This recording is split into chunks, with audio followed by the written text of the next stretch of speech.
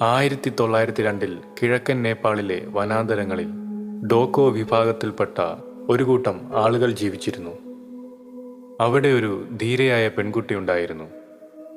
ഒരു വലിയ വേട്ടക്കാരിയാകണമെന്നായിരുന്നു അവളുടെ ആഗ്രഹം. എന്നാൽ അവിടെ സ്ത്രീകൾക്ക് വേട്ടയ്ക്ക് പോകാൻ അനുവാദമില്ലായിരുന്നു. പുരുഷന്മാർ മാത്രമായിരുന്നു വേട്ടയ്ക്ക് പോയിരുന്നത്. തനിക്കൊരു വേട്ടക്കാരിയാകാൻ പറ്റില്ലല്ലോ എന്നോർത്ത് അവൾ ദുഃഖിച്ചു. പക്ഷേ എങ്ങനെയെങ്കിലും തനിക്കൊരു വേട്ടക്കാരിയാകണമെന്ന് അവൾ മനസ്സിലുറപ്പിച്ചു.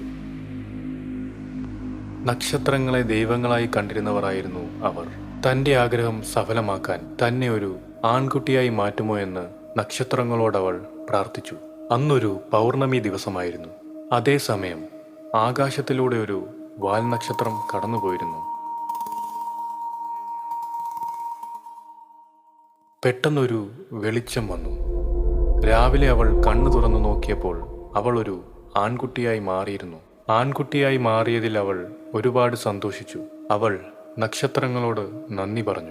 അങ്ങനെ അവൻ ഒരു വേട്ടക്കാരനായി മാറി. അവരുടെ കൂട്ടത്തിലെ ഏറ്റവും വലിയ വേട്ടക്കാരനായി അവൻ വളർന്നു. അവിടെ നിലനിന്നിരുന്ന നിയമങ്ങളെല്ലാം അവൻ പൊളിച്ചു മാറ്റി. പിന്നീട് സ്ത്രീകളും അവിടെ വേട്ടയ്ക്ക് പോകാൻ ആരംഭിച്ചു.